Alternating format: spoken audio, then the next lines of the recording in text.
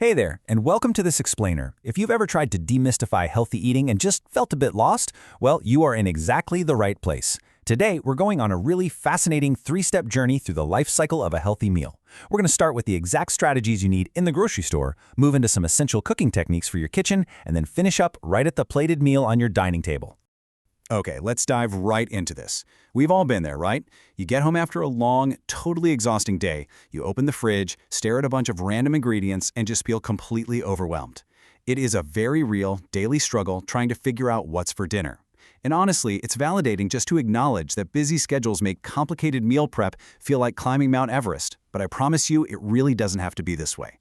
So, our source material today, The Good Weight, shares a perspective that absolutely changes the game. It says, weight management shouldn't be about deprivation, it's about nourishment. We literally need to reframe our whole concept of healthy cooking. It's not this sad journey of restriction, calorie counting, or forcing down bland foods. It is a journey of abundance. It's all about fueling your metabolism and actually keeping yourself full with high-quality, delicious ingredients. Here is our roadmap for today. First, the Smart Shopping Foundation. Second, mastering moist heat cooking. Third, flavor building with dry heat. Fourth, the clean label promise.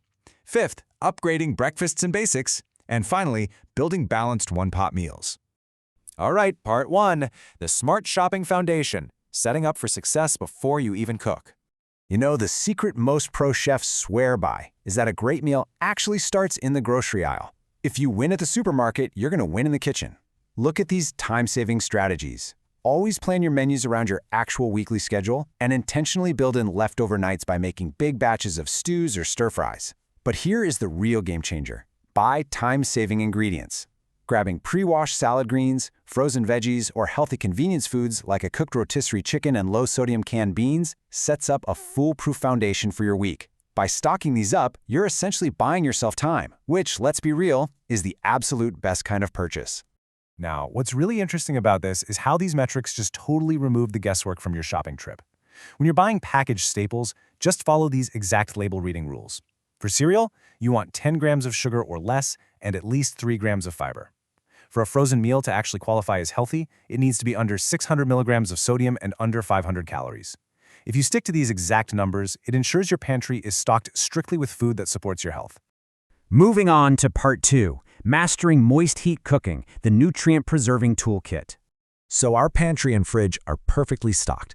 Let's step out of the store and into the kitchen. Before we get into the nitty-gritty specifics, let's contrast moist heat and dry heat so you can mentally file them away. Moist heat uses water, broth, or steam. It's super gentle, and it's the absolute go-to method for keeping things moist and retaining clean, delicate flavors without adding extra fats.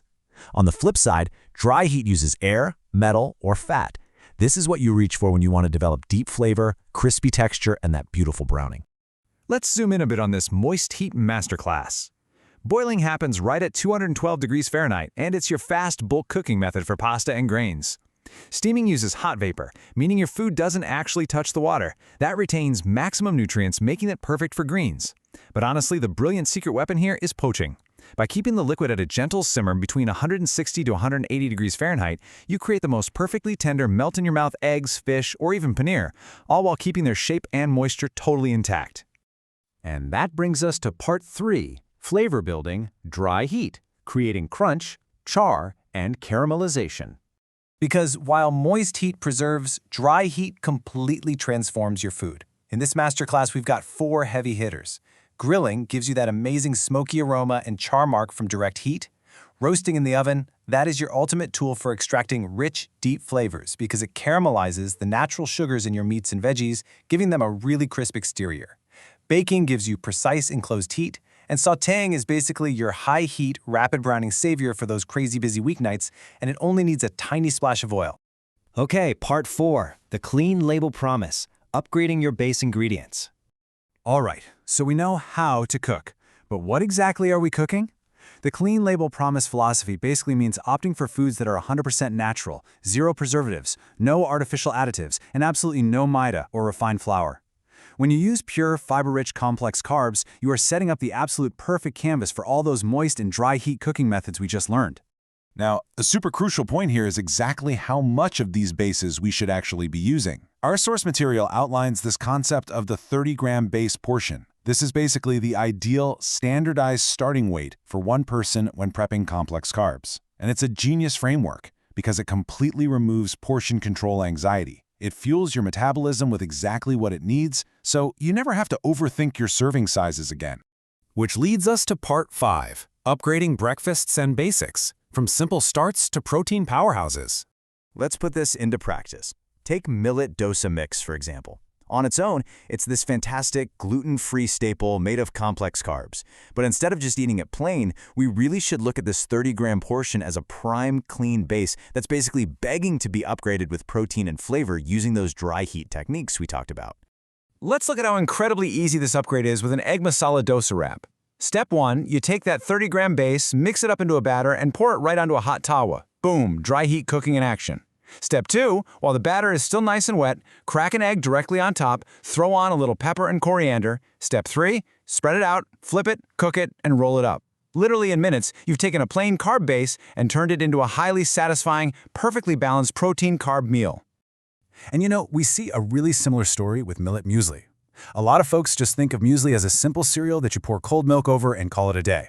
But our sources highlight that it's actually a highly versatile building block. You can customize it to hit pretty much whatever specific nutritional goals you're aiming for that day. Let's see how this actually builds. A classic bowl with cold milk? That's a great simple start. But look at the protein upgrade. If you just swap out that milk for some thick curd and toss in chia seeds, you completely change the nutritional profile. You're adding massive amounts of protein and probiotics. Or get this, you can take it a step further. Mix that muesli with 3 egg whites and a banana, and bake it using dry heat to make this dense, super satisfying morning bake. Finally, part 6, building balanced one-pot meals, bringing it all together for dinner. So, we've conquered breakfast, we've nailed our grocery shopping, now let's tackle lunch and dinner with some serious efficiency. Meet your new best friend, horse gram vermicelli. This stuff is a brilliant, nutrient-dense vehicle. Think back to all those pre-washed veggies and low-sodium proteins we smartly grabbed at the store earlier.